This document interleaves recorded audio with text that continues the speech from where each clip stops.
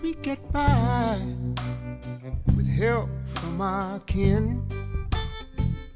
So We for get those who by are just joining in, I'm going to be your moderator today. I'm Michelle Gahey, roasting. and I work on the innovation team at Encore, coordinating fellowships and programs across the organization.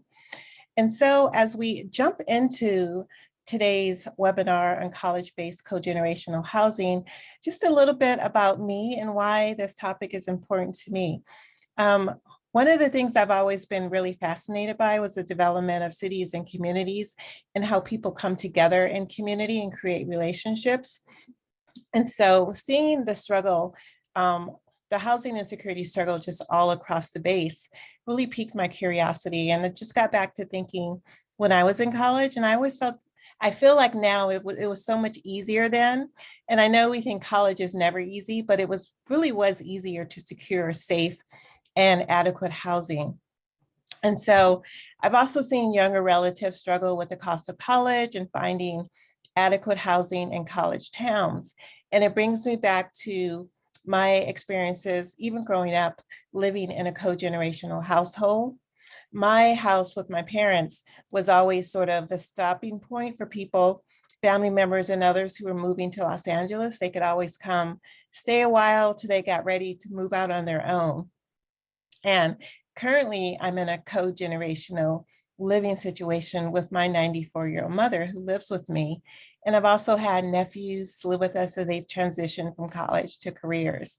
And I just feel like these kind of arrangements really result in a richer and deeper relationship among people.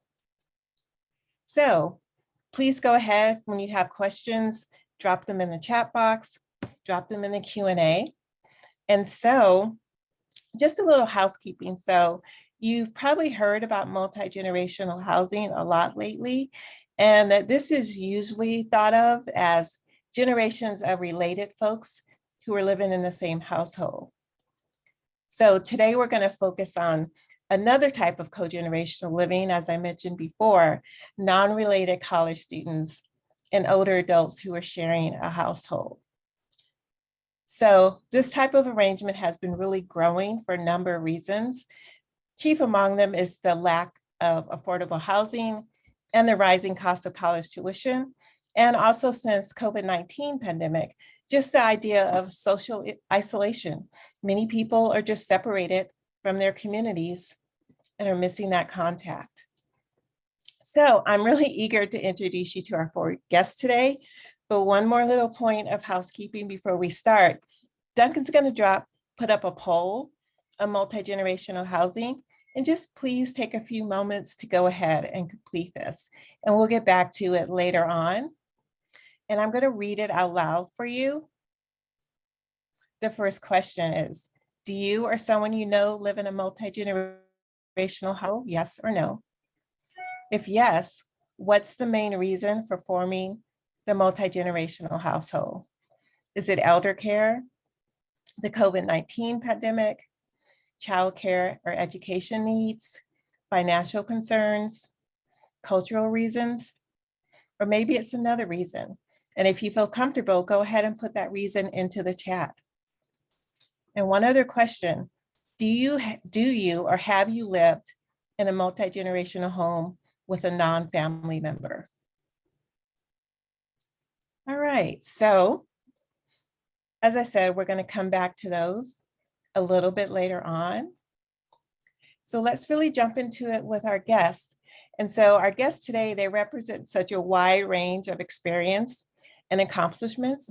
As I introduce them, I'm just going to share a few things today, and they're going to fill in the blanks. So our first guest here is Dr. Ernest Gonzalez. And Ernest, first and foremost, is an alumni of the Encore Public Voices Fellowship Program at Encore. But he's also an associate professor and director of the social work program at NYU Silver School. And he directs the Center for Health and Aging Innovation. And he's also a senior fellow of the NYU Aging Incubator. And also Ernest led the pilot program that launched NYU's Intergenerational Home Share Program. So Ernest, as we get started, I would love for you to share a little bit with the audience Why are you drawn to this work? What brings you to do this work? Well, hello everyone, and thanks for that introduction, Michelle.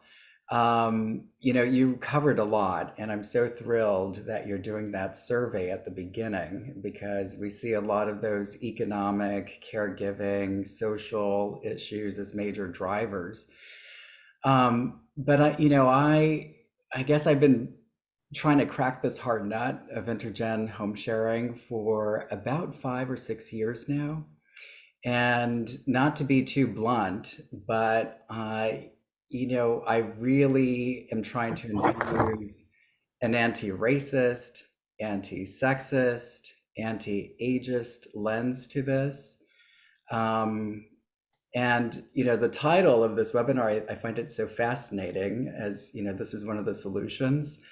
I think it's a good, I think it could be a solution, but really a lot of who we try to recruit, they're in these economic insecurity situations because of pay inequity due to gender, due to race. We are trying to bring the two generations or more together, because if we do anything really well in this society, is that we segregate society like experts. We know how to segregate by race, by gender, by sexuality, by class. And I think in the 21st century, doing all of these anti-oppressive practices, that's where we need to go.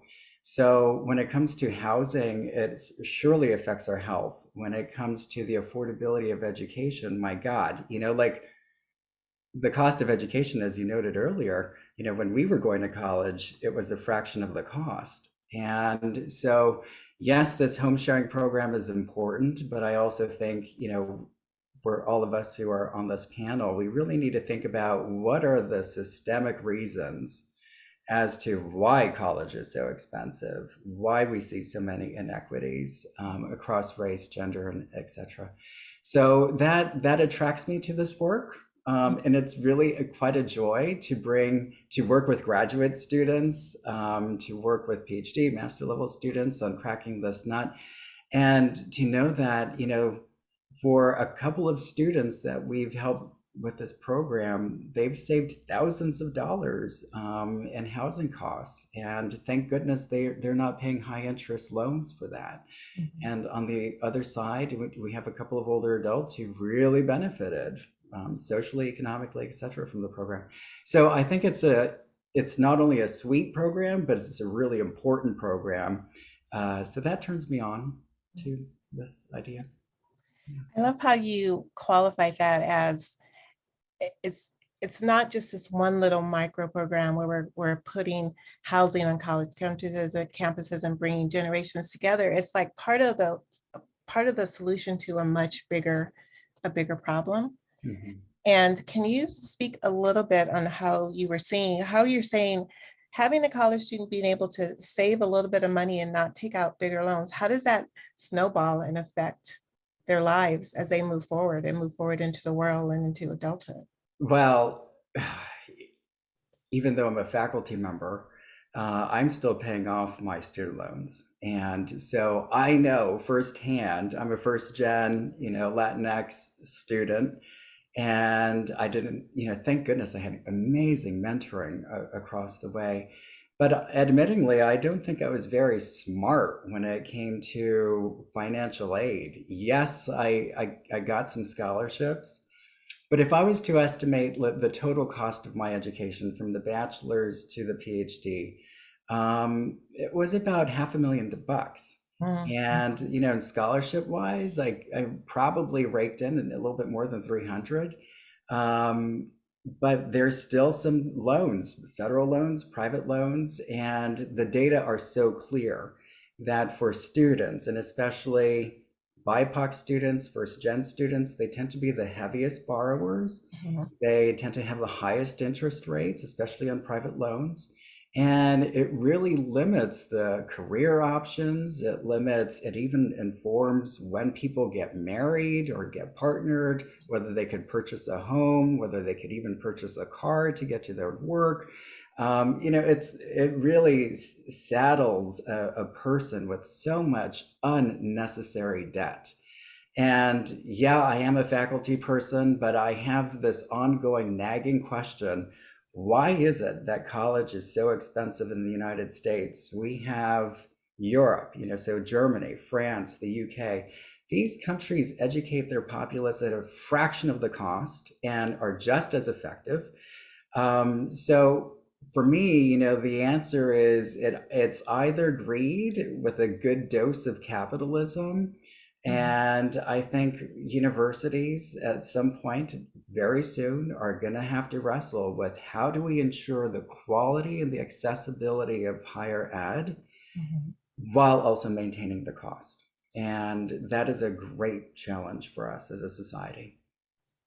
Thank you. And it's such a huge issue. And that's a great segue into the work that Carrie Buck, our other panelist, does um, in her life and with different issues in Orange County. So to introduce Carrie, she's a current Gen to Gen Innovation Fellow with Encore.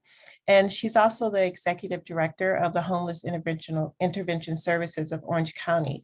So in 2020, she and her organization formed Home Care, Home Share OC. And this was launched to address the needs of college students and seniors who are facing housing insecurity in Orange County. Carrie's also a school board member in her community, and she knows firsthand that education is such an important factor to prevent homelessness. And Carrie, can you take a few moments to just share with the audience what's your connection to this work? And then riffing on what Ernest was saying too about how young people are graduating so saddled with debt that you're seeing more and more people looking for services from your organization. Well, thank you for having me, Michelle. And I really enjoyed listening to Ernest. We have so many things in common, but we're coming at it from such different places. So it's fascinating to see how those two align. But you mentioned it right there. It's the intersection of homelessness and education. And as a homeless shelter provider, I've been doing that for almost the last 10 years. We saw in the last 5 or so, we started to see an increase in college students and seniors coming and asking for services. And so we started to put together a plan as our board of directors, and what are we going to do in the next few years? And this is pre-COVID. And we decided that we needed to look at some sort of a program that would address the needs of seniors and college students. We didn't necessarily link them together at that point. But there was an opportunity to apply for an innovation grant, and I had heard about intergenerational housing on a grander scale in other countries and other places around the world. And I actually lived with my grandmother when I was in my 20s, and it was beneficial to both of us. So I saw the value of it. Being in education and homelessness, it really became clear, and being able to pull those two things together, preventing homelessness is so much better than addressing homelessness after it begins. The trauma that families and children experience when they go through homelessness takes a lot to come back from. And so we really wanted to do something to prevent that, knowing that it should be easy. We're not looking at chronic homelessness. We're looking at capable people who just really need an affordable place to be. And so that kind of drew me to the college and seniors, and blending those two together. The cost of living in Orange County is incredibly high. You talk about just getting a dorm. Right now, it's around $14,000 a year to have to be in a dorm, which is cheaper than it is to find an apartment in Orange County. It's $2,000 to almost $3,000 a month, depending on if you're a 1-bedroom or 2-bedroom. And a lot of students will spend their grant money and take out loans to help pay for housing. And it gets them in, it prevents them from moving forward in many cases. People will drop out of school, or they'll drop classes so that they can work and afford housing. And then it becomes a choice. Do I have, do I go to school or do I have an apartment? And that's not some situation that we want any student to be in. I have 2 adult children right now that are both in college, and I know the cost of it is incredibly high. So an alternative would be something that we created with HomeShare OC, and it's matching the student and the homeowner together for a smaller amount of rent to help out the student and allow them to be in school full-time, successfully complete.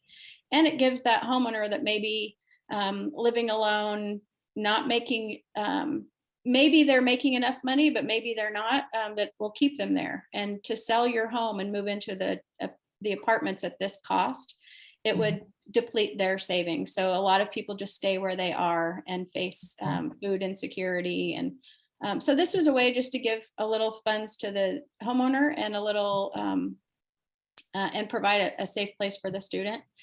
Then COVID hit.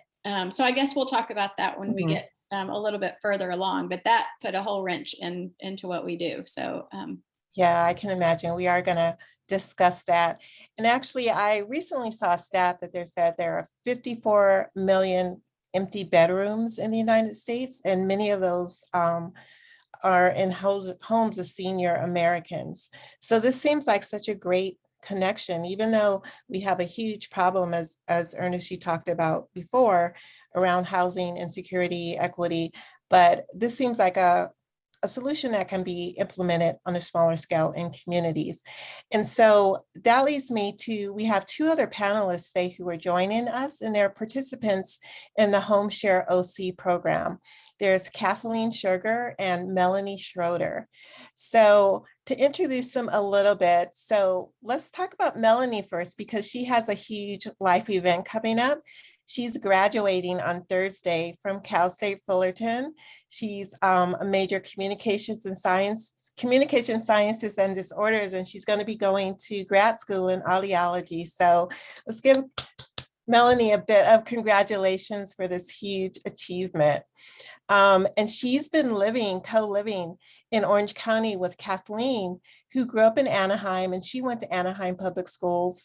And she is a retired attorney with the Orange County Superior Court.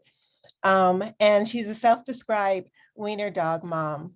So let them talk a little bit about their experiences living together in co-housing and co-generational housing. So Melanie, can you tell us a little bit about your educational journey and how home sharing with Kathleen impacted your journey through your school? Yeah. Hi, everyone. I'm Melanie. Basically, when it was my freshman year, I did the whole dorms the first year, and it was really, really expensive. I had to pull out loans. Sadly, I don't get any grants. I only get offered loans. And I'm pretty much paying for school by myself. So pulling out loans. And then sophomore year of college, I rented from an apartment complex that was very expensive. And then I think it was that year when COVID hit. And I'm from the Sacramento area, which is about 7 hours away from Cal State Fullerton. So when the pandemic hit, I was living in an apartment with my rent over $1,000 a month to just sit in my apartment on Zoom. And that was really frustrating. And I had to spend quite literally thousands of dollars to be able to break my lease early. And the whole situation was such a bummer. And then I was able to live back at home in Sacramento with my parents for majority of COVID. And then this last semester, Cal State Fullerton was like, well, all your classes are online or in person. And I was like, oh no, like how am I going to figure out a place to live? I was so stressed out. Lots of tears. It was really stressful, not going to lie. And then I was recommended by someone to apply for the Orange County HomeShare program. And I was reading the website and I was like, this sounds so perfect. I personally didn't like living surrounded by a bunch of people my age. It just was too much. And financially, it was the best decision. And it has honestly been such an amazing program. Kathleen is the most wonderful lady ever. I'm seriously so thankful for her. And just, we bonded so much. And I'm really, really sad about moving out because she's become like a friend to me. Melanie, I heard you say too that Kathleen is one of the funnest people you've ever met. She's like your girlfriend your age, but without the drama. Yes, yes, I have had my fair share of drama with roommates my age in the past, and I will say confidently that Kathleen is like the best roommate I've ever had. There's been no drama. We do our thing, we have our conversations, and it's really wonderful. That's so wonderful. And Kathleen, can you tell us how you learned about home sharing and co-generational living? And then what has your experience been opening your home to a college student? Yes, but first I want to mention Melanie is too shy to say, but she is graduating magna cum laude on Thursday. Wow, So- congratulations. So she is That's just, so exciting. yes, she's just the nicest, the smartest, the sweetest person ever. I learned about OC Home Share when Carrie and the former director of the program came out to talk to my Kiwanis Club. I'm a member of the Kiwanis Club, a past president, believe in community service. I believe in supporting young people, people who are not as fortunate as me, doing community service. But Carrie came out with Laura to talk about the program. And it was about 3 months after I unexpectedly lost my husband from complications of surgery. And I don't have children. My parents are gone. And so it was me making a major life adjustment, just trying to figure out how to keep going. And when I heard about the program, I had a spare bedroom. I just thought it was brilliant. So I signed up. Laura came out and inspected my home and interviewed me and to see what I wanted out of the program. And basically what I wanted out of the program was companionship. I'm not financially in need. I still work. I still practice law. I've got a nice home. I've got 2 dogs, but I need company.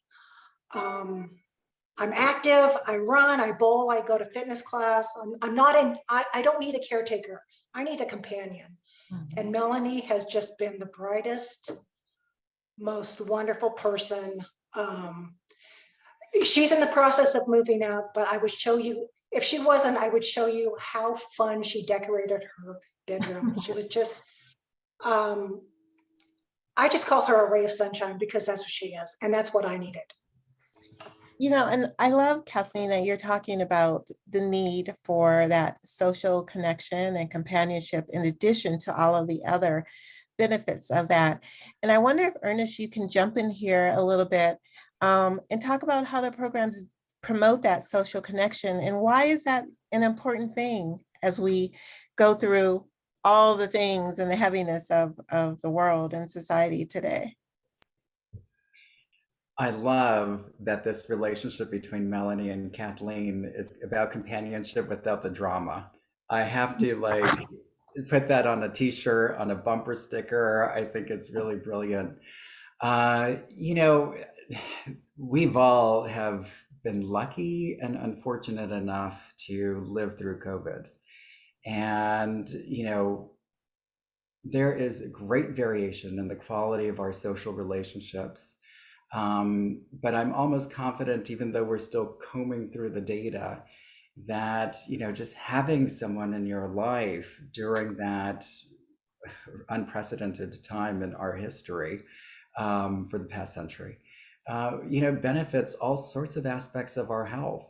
And, to see a model here, companionship without the drama, what more could you ask for, in a way? And especially when it's, not part of family and it's just members of society coming together and sharing a special moment together. And I think that's the richness of a democracy. That's the richness, I think, of America, is we could be so different and yet have a lot of common ground between each other, and especially the generations.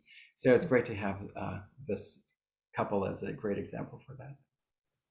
That's in Carrie, and I'm interested too in your thoughts on this as you really work on the side of preventing homelessness and housing insecurity. And what are some of the things that you have seen, particularly that are happening, say, on your campus, and the things that are prompting you to try to really deepen this and push the urgency with universities and your public local governments there to help support these kind of co-living situations? Well, prior to COVID, there was a survey done of California college students, community college students, and it showed that 1 in 5 community college students, 1 in 10 university students are housing insecure each year. And just our local college, that's 4,500 students. And in that town that they're in, there are just under 30,000 seniors that live alone. And so it really is, kind of shocking that, we're in this point. But it's very urgent. There's a way that can be a solution. It's not a solution for everybody, but it's a solution for some. And we found that what you mentioned, what Kathleen mentioned about companionship, that's been a silver lining that we expected, but we didn't expect that would be the number one result that comes out of this, the number one benefit. And so that again is urgent, with all of the chaos that's happening in the world and the strain on people's mental health right now. Having that companionship and somebody to talk to, a mentor for Melanie, but also a mentor for Kathleen in the opposite way. We all benefit so much when we talk to older people and younger people, and we gain new perspective. So it's urgent, not only for housing, but it's also for our emotional well-being. And with colleges and universities, at one nearby during COVID, they designated one of our parking lots, or one of their parking lots, for students to sleep in. And that's just not okay. We need to do more. And we've been not building enough housing ongoing. And so now we're in a crisis. And so it's not up to the colleges and universities and the governments to solve these problems. It takes all of us. So I hope that people will consider this wherever they are, to help some of our younger kids, because they haven't gone into the homeless area yet. They haven't been in shelters. Those can be really scary places, and they also can change you. And we want students to be able to stay in school, graduate, and not have that trauma to deal with. They already worry about where they're going to live and how to pay rent. We want to get them into a safe place so that all they have to worry about is their next test and finishing that paper that's due. Yeah, it's really interesting that you mentioned that too, that the university had to designate a parking lot because they had that much of a combined students having to sleep in their cars. And I've heard other stories about very much food insecurity, where colleges are sponsoring and opening food banks because kids can't afford to eat. And as you talked about the college experience, where is that happening? How do they get that when they're just struggling to meet their basic needs? And I wanted Ernest to ask you a little bit about looking at this through that lens of equity, and not just with recruiting the seniors, but also with the students and the grad students. How can we talk about that a little bit more and go a little bit deeper into some of the issues you're seeing coming up and some of the proposed solutions for that? Well, when we started out pre-COVID, it was initially just pairing a graduate student. It's really nice to see Melanie as an undergrad participate in such a program like this. At NYU, we're really focused on graduate students because they don't have access to student housing, period. So they're really left out of that housing calculus. And we see even more, first gen BIPOC international students, they have particular barriers that their counterparts don't. So we really try to recruit them with the type of iconography, with student groups. I'm a faculty member, representative to a couple of different student groups.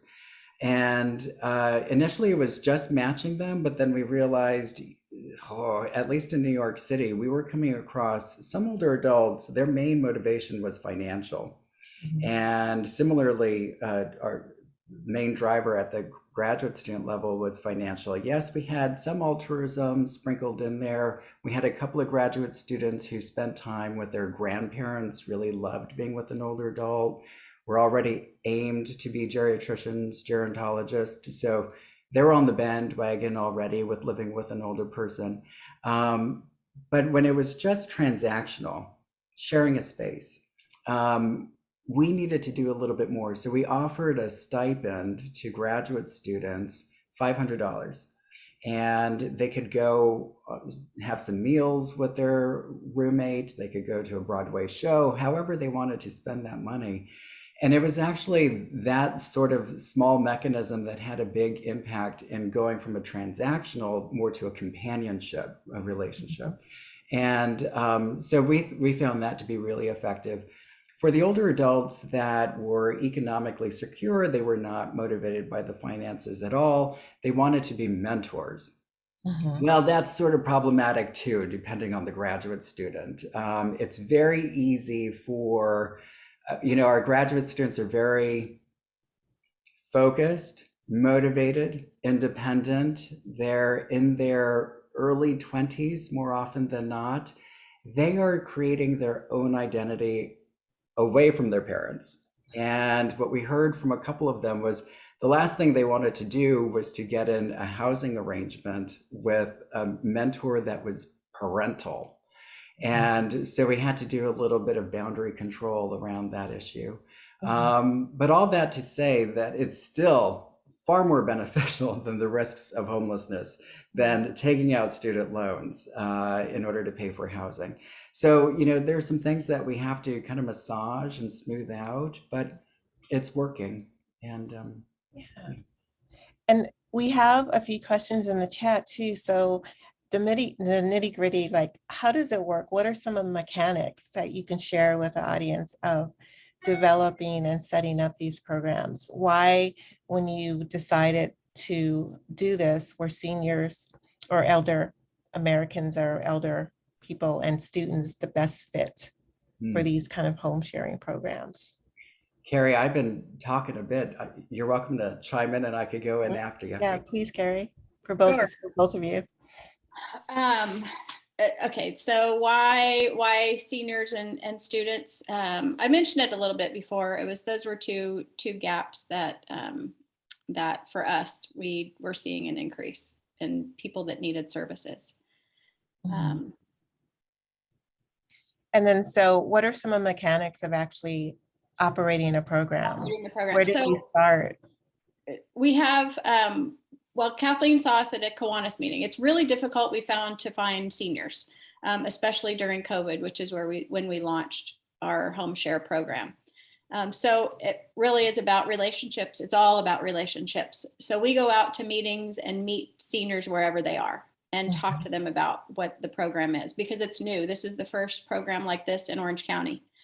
And so it's unfamiliar. So we have to do a lot of educating and talking about what it is. And then for our college students, it's new for them as well. They think they're going to college and they're going to live with their college age roommates. And this is a new option for them. And they've been home.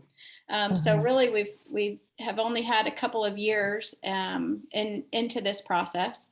But when we started, we looked around the country and found best practices and what are other people doing. And we do background checks. Kathleen mentioned we do tours of homes to make sure that it's a safe environment. And both the homeowner and the student fill out a comprehensive application. And we have questions in there that help us figure out what type of person that they might initially be a good match for. And then we introduce them and they have a Zoom meeting. They talk. We have guided questions that we walk them through so that they get to understand each other a little bit. Then they meet in person. And and it's all up to them. We're really creating roommates. We're not creating anything beyond that. So everybody's got to be able to take care of themselves, like Ernest said. These college students are not looking for parents, and we don't want them to be caregivers of our of those seniors. They have to be independent roommates. And so after they meet, it really comes down to them. Do you want to try this out? And so if they agree to that and they want to, they'll move in together and spend a week together before we help them finalize a living together arrangement. So it's kind of like a contract between them on what they expect and as roommates. And we check in with them on a regular basis, our case managers, to intervene if anything needs to happen. If it doesn't work, they can move out and we can help them into a new situation. And I love that. We've been working with, homelessness for the last 30 years. So we've got lots and lots of resources. So we're ready to jump in and, and help support in any way that we possibly can to make it positive. And if it needs to change, then we're there to change right there. And I love hearing about the matches and how thoughtful you are around them.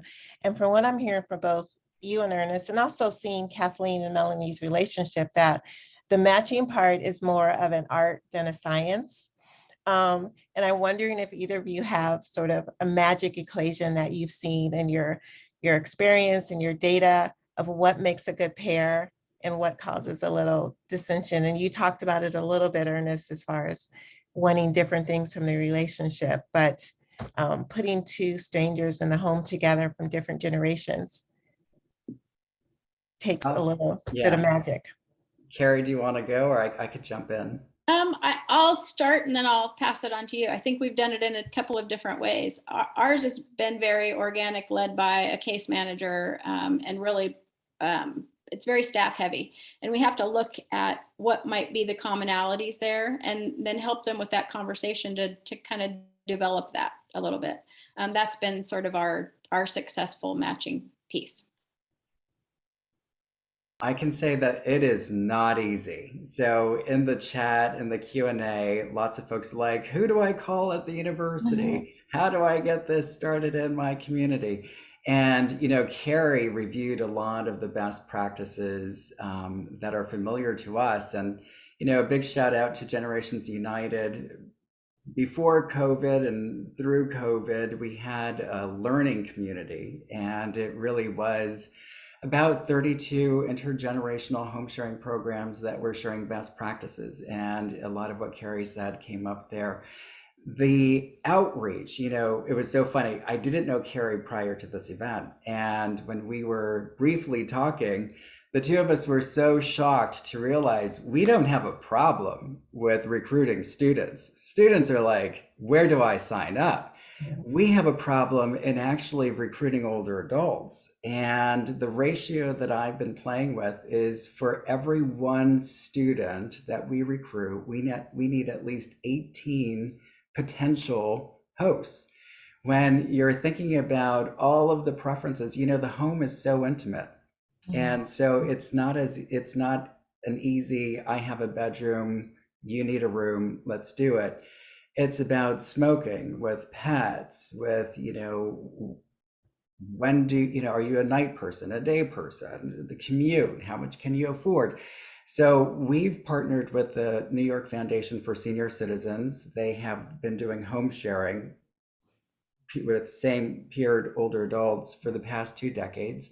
I believe they have like a 32-point algorithm to try to find the science in it. A lot of it is the art. It's social workers who eventually broker the relationship and do all of the home inspections. I have a fabulous student right now, Perry and Marcella, both of them incredible.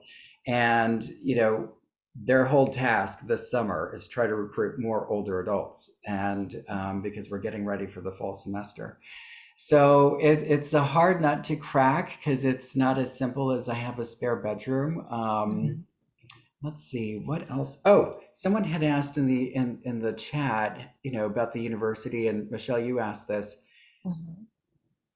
We need presidents and provosts We need that level of support. And I'm so grateful. One of the reasons I came to NYU from Boston was that our president and our provost said aging, inequality, and urban issues, top three cross-cutting issues that they want the university to focus on. We had support and still have tremendous support from our president's office, with staff time, with office space, with computers. So I think we need some strong leadership, and to say this is an important and interesting, innovative solution, and try to, help us with that. So I think at that level, you need support from the university. Yeah, I love how both you and Carrie just broke it down a little bit about from the macro to the micro, because that whole idea of home sharing, and there's so many empty homes to put seniors in, but there's a lot more that goes into it. To hear you say there's a 32-point algorithm, for successful matches, it seems like it also really does take support, and also higher level of support, especially with the campuses. So If I could say one more thing, Carrie and I were also so fortunate right now because Carrie, correct me if I'm mistaken, you have a full-time person devoted to this, and I am about to hire a full-time person for this. Doing it with part-time folks, I tried it.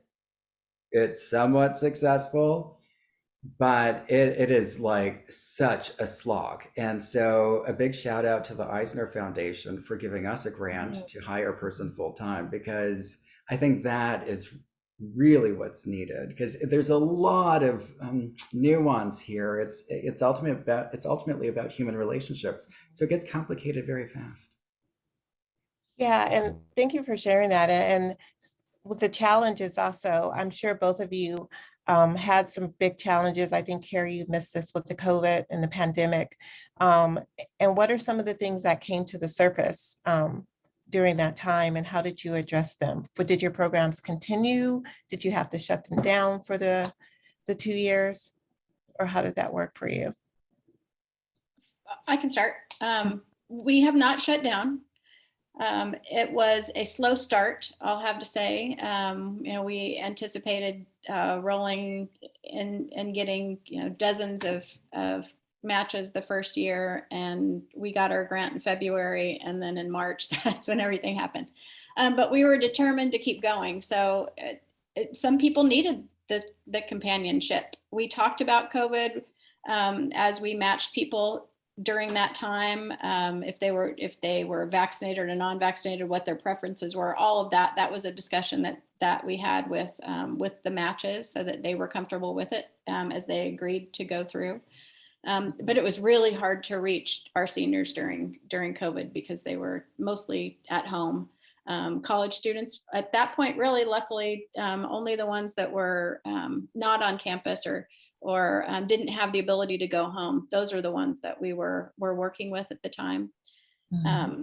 Like Melanie said, she was able to go home. So that was that. I guess it helped us have a slow rollout. But Ernest mentioned we're getting ready for the fall semester, and it comes in cycles. We don't get much we get less in the spring semester, but as we get closer to the summer, people start contacting us for fall. So we're ramping up for that. This is going to be our full year open without that impact at this point. So it'll be interesting to see how it goes and what sort of interest we gain. We have multiple universities and colleges in Orange County, and we're working with over 6 of them. So ultimately, I'd like to see us with a spot on each campus. Our college presidents at the 2 nearby, we've spoken to, and they have really championed us. That's been very helpful, having those cheerleaders out there. And then full-time staff. It's for a while I was in charge of it in addition to everything else, and it moved very slowly. Getting somebody that is out making presentations, talking to people every day is key, and that's how we're going to grow our program. So it really is very driven by staff. I think, Ernest, you echo some of that. echo all of it.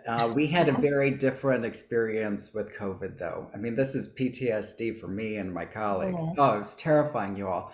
March 2020, New York City, hotspot. We didn't know how COVID was, the contagious aspects of it. We did the severity of sirens, frozen trucks. I mean, it was awful, awful. Mhm. And it was so clear that for all intergenerational programs, if they were in person, there was a elevated risk based on age alone.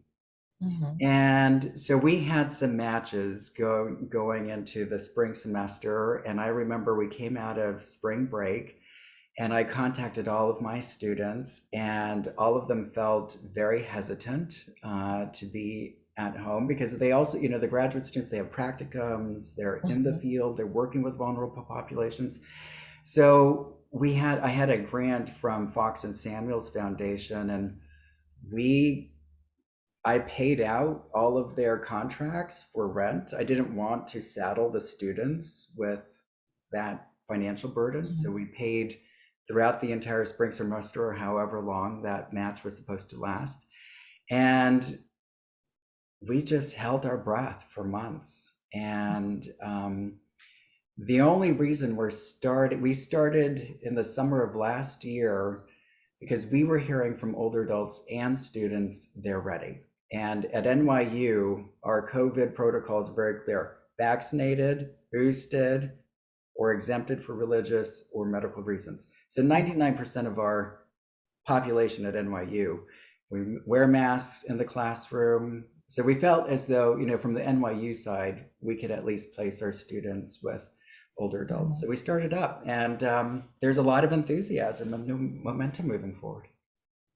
Yeah, and it sounds like you took that time also to do a lot of sort of deep diving into data and research to figure out what you need to move it forward now that the world is opening back up a bit. And cognizant of time, we could go on with this discussion, I'm sure, for quite a while. And I was just wondering for both of you, with maybe a few sentences, what would a fully realized program, fully implemented program for both of you look like? And we'll close it with that. I'd be happy to start. Fully implemented for us, I would have an intern or a college student on every college campus in Orange County that is there to meet with those students and be the first connection. That all of the teachers and professors that are on campus would know about us and could refer to us.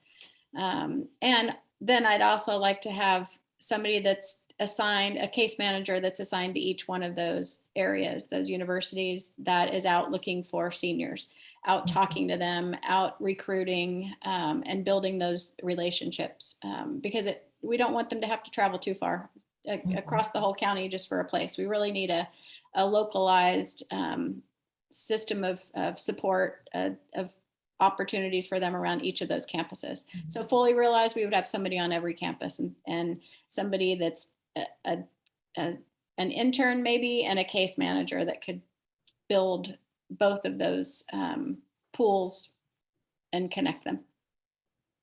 Thank you. And Ernest? Echo all of that.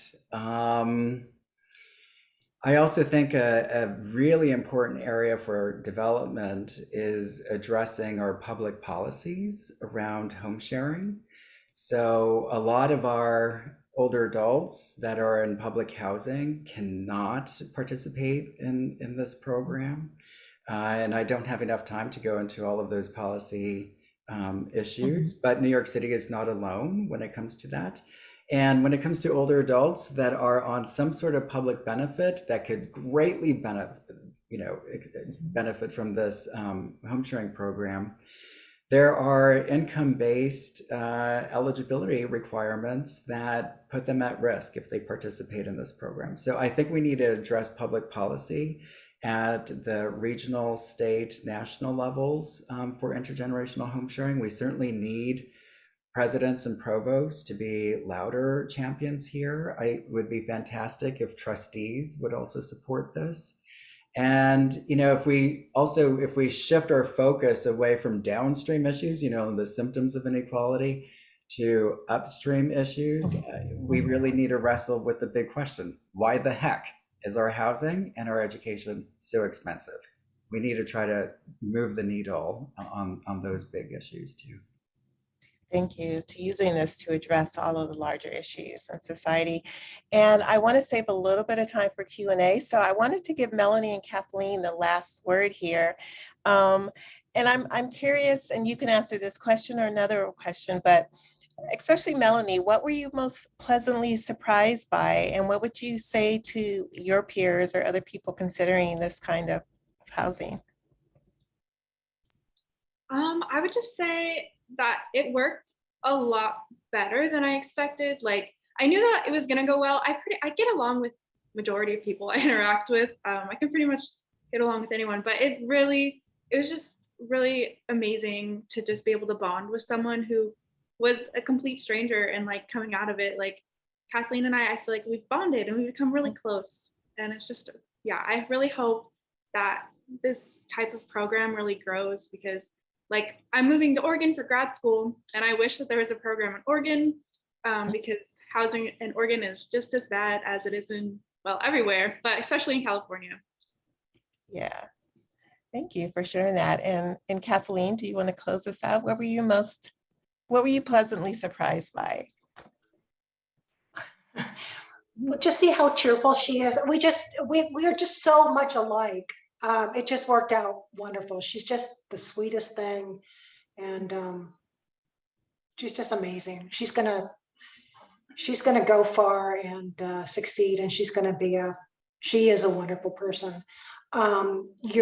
Carrie, your matchmaker, did a wonderful job. So I don't know how Christopher paired us up, but I could not have asked for a better person than Melanie. And you can tell just by listening to her for a minute that she's just so sweet and so bubbly and so full of sunshine. Just positive. That's so wonderful. I have a feeling you guys are going to be besties for the duration for a long time to come. So it's wonderful to I'm see only 40 that. years older than her. Age makes no difference, right? It's a connection. So, and I just wanted to mention to you, Melanie, that someone dropped in the chat too, that there is an Oregon home share program to look at. So, and you can get in touch with any of us at Encore. Like link it, or I can even put my email in the chat, and you could email me. That'd be amazing. Because drop it in the chat for people too, if you don't mind sharing, and they may have a lot of good suggestions for you going forward to Oregon, and also we'll all connect. So perfect. Thank you. Excited for your next chapter. So before we end, we have a few minutes for questions, and also Duncan's going to drop the poll results in the chat and take 1 minute or so to talk about them, if we can still do that, Duncan. Yeah, there they are. So for sure. I'll go really quickly here. I thought it was super interesting in a couple ways. I want to start with question number 2 about the main reason for forming a multi-generational household. I think it's really interesting that the top 2 answers were elder care and financial concerns. We talked so much about financial concerns on this call, and elder care is kind of the other side of this, the family side of it.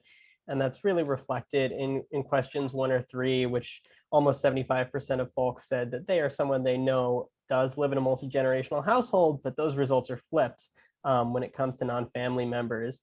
There's so much good that comes with multi-generational housing in the family, but as we saw on today's call, there's still so much room to grow when it comes to building these kinds of programs and relationships elsewhere. So just wanted to highlight those things, and I'll turn it back over to you, Michelle.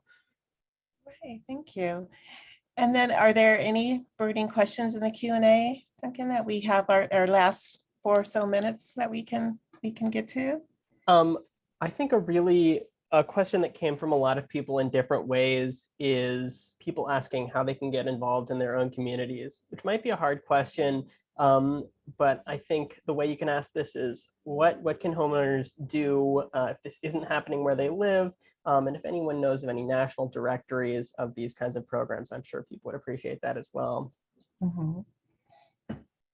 And Melanie, I see the chat is really filling up with you for Oregon connections, which is a lot of programs in Oregon apparently. So we are going to have a lot to work from.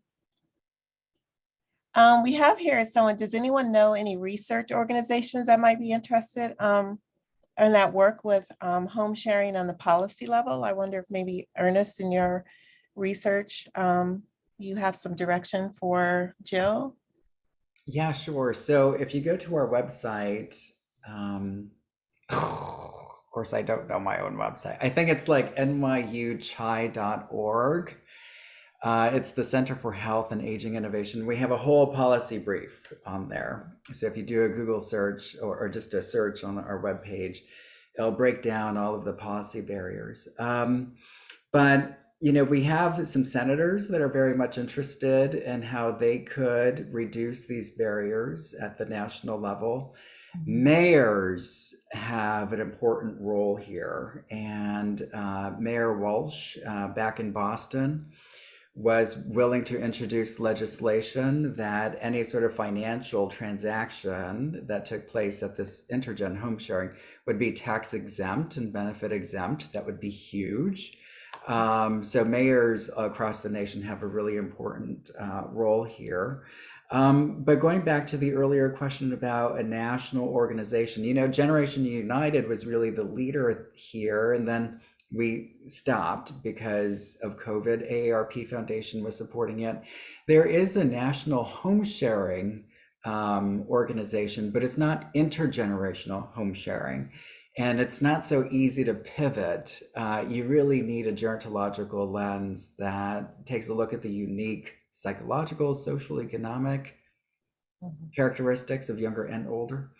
So that's an area for further development. Oh, Perry put the website up. Thanks, Perry. You're amazing. Great, thank you. Thank you, Perry. So I think we're going to have to close here, although we have so many questions. So we will be sending out a follow-up letter with most of this information here that we've covered today for you, and our email addresses, and feel free to get in touch with us if you have any kind of questions or want follow-up with anything. So I wanted to thank all of you for joining us today. It's been a really great discussion, and thank you all of our panelists, Carrie and Ernest and Kathleen and Melanie, really appreciate your time. And looking forward to more conversations like this as the programs really ramp up. And again, just wanted to end by wishing Melanie, again, congratulations and really good luck in your doctoral program. The world needs you, so it's gonna be great. Thank you. Thanks for having us. Thanks for attending. Thank you all. So wonderful. Thank you, Michelle and host. Oh, no matter what happens, I'll be there for you.